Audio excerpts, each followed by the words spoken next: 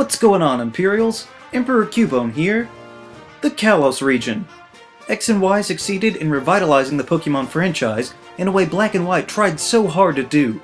They brought new features and new looks for all the Pokémon, letting us live in the world for the first time in a glorious 3D environment. Kalos introduced the fewest number of new Pokémon to date, but that doesn't save them from having some problems. So, here are the top 6 Kalos Pokémon I have a problem with. Number 6. Hawlucha. As I've mentioned before, flying was the first type to be paired with every other type. The last combination they were missing was flying and fighting. I had imagined something a little more threatening, perhaps like a harpy, but apparently they thought it was best to go with this cartoonish and vaguely racist stereotype. I thought we had learned our lesson about that by the 6th generation, but I guess not, since this one seems almost universally praised. First of all, the name is pretty uninspired. Hawk Luchador? Gee, where'd you ever come up with that? It's no more lazy than Talonflame, but only one problem at a time. At least it's better than the Americanized version would have been, Wrestlerd. Secondly, in trying to serve two masters, he disappoints them both. He doesn't look overly convincing as a fighting type or a flying type. He looks tiny and unintimidating, especially with those weak little legs. And the Pokédex outright tells you that he doesn't actually fly, but just glides around sometimes. I don't care what your classification is, if you're standing on the ground, you should be hit with ground attacks. And why does he, of all people, get their special 2-type move with Flying Press, with completely unique damage output? They didn't think that would be appropriate for any other moves, like maybe Freeze Shock or Steam Eruption? I don't really hate Hawlucha, I just think that they could have found a better way to utilize the last type combination they needed to complete the set. Number 5. Klefki. My problem is not with Pokémon based on objects. In fact, one of my favorite Kalos Pokémon is a sword. No, my problem is when it's a dumb object, or it's just done poorly. And with Klefki, we have both. I don't think I'd have a problem with just a key-based Pokémon, or even a big lock that's related to it in some way, but that's not what Klefki is. He's some kind of strange key, lock, key ring hybrid. Why? How? What could that key possibly go to? Yes, I know that he can be fairly useful in battle if you want to do some of the more tricky sets, but you don't pick out the coolest car based on the gas mileage that it gets. And the worst part is, he supposedly collects any and all lost keys and adds them to his keyring, but that's a blatant lie. He has 4 keys. Not 3, not 5, always 4. And they're not random. They're always the exact same 4 keys in the exact same order on every Klefki in existence. They don't even change by region. Every place on Earth has the exact same 4 locks? And what kind of key is that? I've never seen one of those before in my life. These kinds of wild claims may have flown in the 1st generation, but if they knew the software's graphical limitations still wouldn't allow them to back it up, or that they just didn't want to put that much time into it, maybe they shouldn't have spun such a wild tale, and in the process made this Pokémon a floating heap of discontinuity. Number 4. Gourgeist. Gourgeist is a jack-o'-lantern Pokémon, which, all things considered, is not the worst. Did we need a Halloween Pokémon? Jury's still out, but we got one. In addition to the underutilized size gimmicks, he has unsettling dex entries about strangling people with his hair. But to me, he just looks far too goofy to be scary. Maybe they just wanted a grass ghost type and that's the best they could come up with. Oh wait, no it's not, because in the very same game they came out with Trevenant. Now this is a grass ghost type. He's spooky, intimidating, and can hold his own in battle. I gotta tell ya, the Haunted Forest motif works way better for me than a pumpkin that looks like he just came from a Chuck E. Cheese. And what's worse is that Gourgeist comes right after Trevenant in the Pokédex. It's one thing to be the inferior version, but to come immediately after him is just humiliating. They're not related, so they didn't even have to be beside each other, but even if they did, for some reason, they could have put poor Gourgeist first. If Gourgeist had come out in Unova with some of the other kind of strange ghost types, I don't think I would mind as much. But when they force him right next to his clear superior, he can only pale in comparison. Plus, I know the ghost type is there because of the spooky theme and all, but it's not necessary. Especially when a better, unique typing was staring them in the face. Gourgeist could have easily been the first grass-fire type Pokémon, which we still don't have. A plant with a small fire lit inside would have been the ideal way to introduce the type pairing, but now they'll have to think of some other way to finish out the starter type combinations. All because Gourgeist thought he was cool enough to roll with the big leagues. Number 3. Greninja. What? That's blasphemy! Greninja's one of the best Pokémon to come out of X and Y. Everybody loves him. Well, maybe. But if you ask someone like my close personal friend who I've never met, Ace Trainer Liam, there are some who would disagree.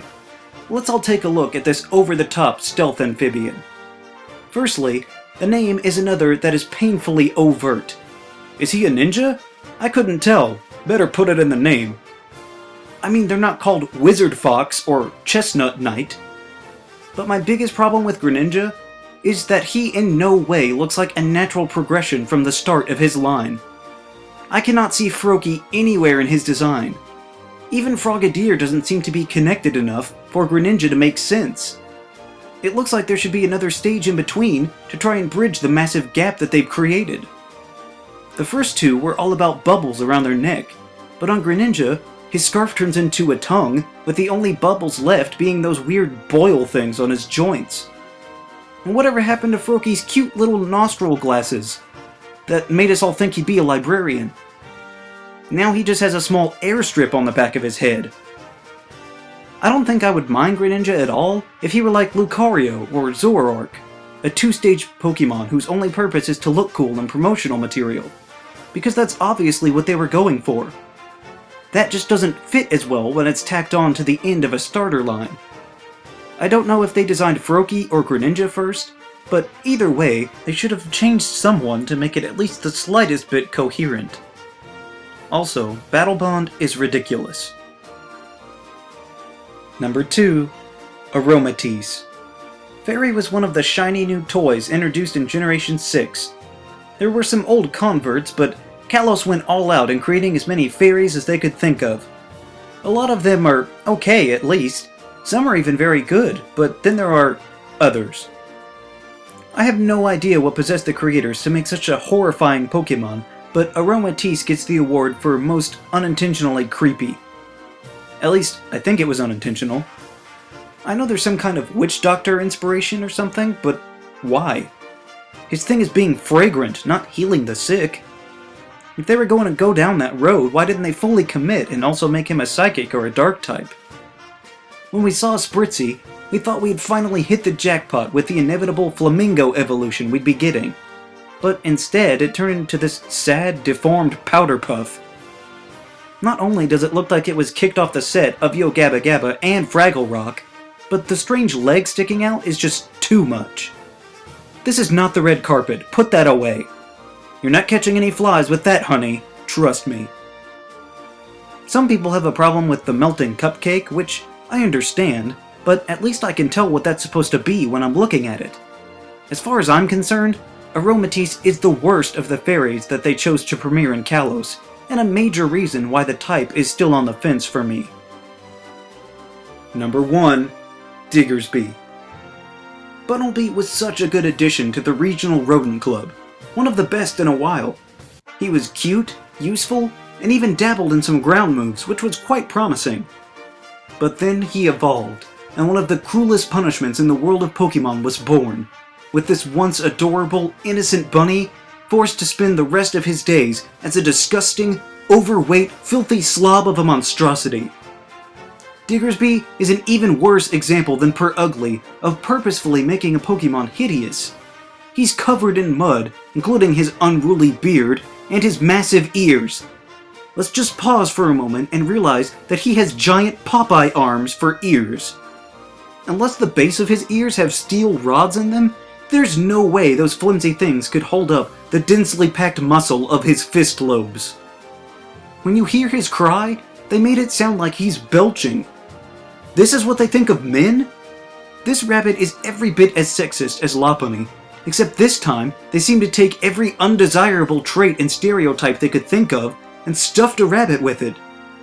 Diggersby is the messy uncle that doesn't have a job and spends all day eating junk food and yelling at his wife to get him more to drink. And they did this on purpose!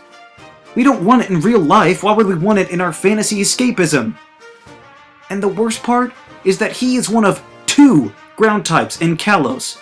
There's this idiot and Zygarde. That's it. What happened? Where are all the ground types in Kalos? And why did they mistreat my favorite type so poorly by making this the only new one for the entirety of the game? If you're only going to have 2 of a single type in a generation, at least make sure that they're good.